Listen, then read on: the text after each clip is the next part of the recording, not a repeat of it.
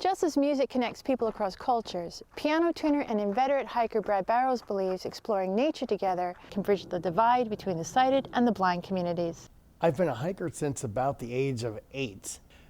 I remember my first experience was with my Uncle Joe in the Champlain Valley region of Vermont, where I grew up, and his grasp of plants and animals in the fields and woods where we hiked was phenomenal. And he gave me such a joy, such a hunger for hiking that I really wanted more.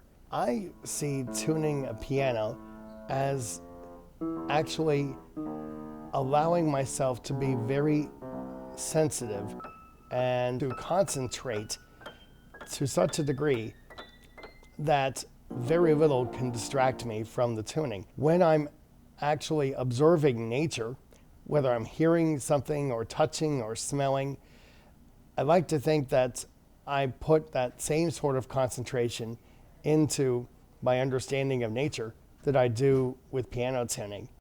Considering the rocks and debris that can trip even the most sharp-eyed hiker, what challenges must blind adventurers navigate?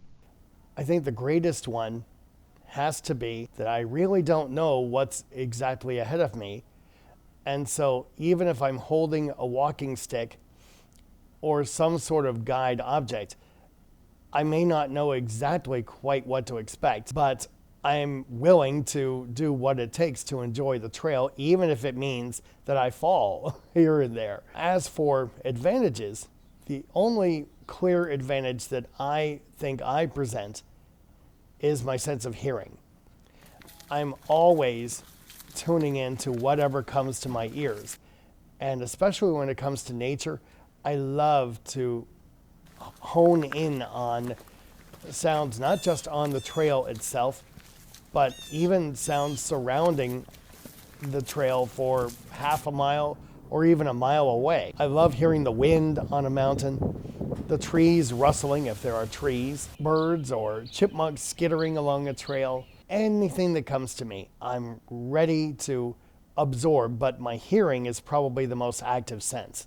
Regarding adventure and how it can bridge sighted and blind communities, I really have to believe that the idea of stepping beyond one's comfort zone is something that both communities can understand well, although the blind community, for the most part, is much more hesitant to step over that bridge. It's all the more incumbent upon us as blind people to be willing to dare ourselves to step over the bridge. And there are many sighted people who also have the same difficulty in bridging their own gap between the comfort zone that they may be in and something that they're unaware of or don't know of yet. If we're going to risk living a much more deeply fulfilling life, we all have to cross that bridge if our lives are going to be much more joyful, much more fascinating.